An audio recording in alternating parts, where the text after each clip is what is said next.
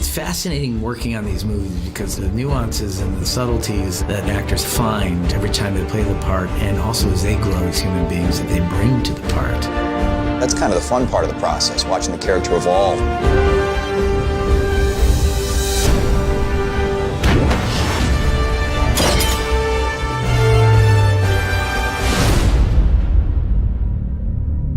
The first Captain America film is subtitled The First Avenger. There are men laying down their lives.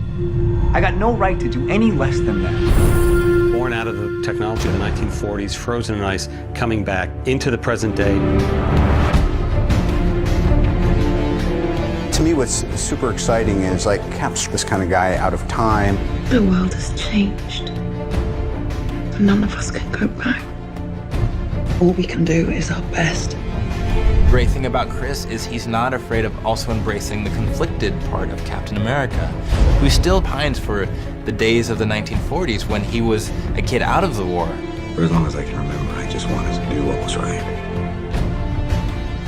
Guess I'm not quite sure what that is anymore. There is a sense of longing and of loss to the character that Chris never fails to articulate to audiences. Try to save as many people as we can.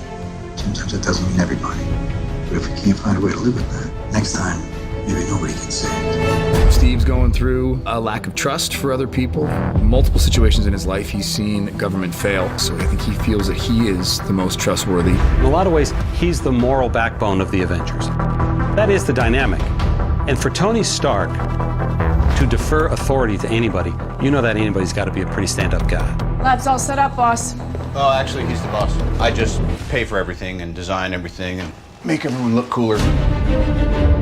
Cap's always been, company man. He takes orders, he's a military guy. If the government as a unit feels that something is for the best, who's Steve to question it? I thought I could follow orders, serve, throw myself back in.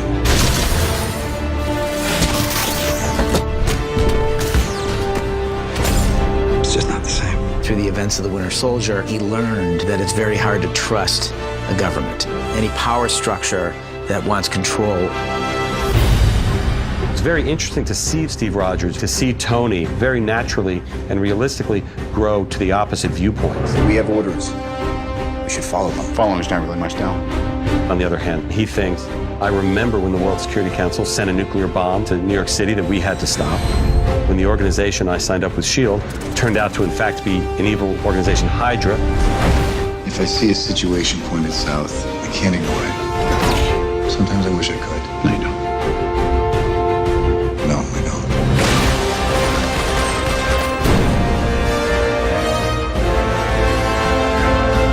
There was always an unresolved conflict that we had to answer, which was, what would happen if he ever found Bucky Barnes? Where is Steve Rogers' allegiance? Is it to the Avengers, or is it to this guy that he lost 80 years before? It's that thing that gives you those kind of teenage goosebumps. Also, I could not get along better with anyone on planet Earth than Evans. And yet they always put us up against each other in the movies, and we're like, shake hand and go, but I love you, man, or whatever at the end. Isn't that the mission? Isn't that the why we fight? So we can end the fight, so we get to go home? Every time someone tries to win a war before it starts, innocent people die. Every time. And this time it's like, let's ditch the handshake. Yeah. And let's see what happens. But of course, neither of us being right or wrong, I just think it adds a complexity. Sometimes I want to punch you in your perfect teeth. But I don't want to see you gone. We need you, Cap.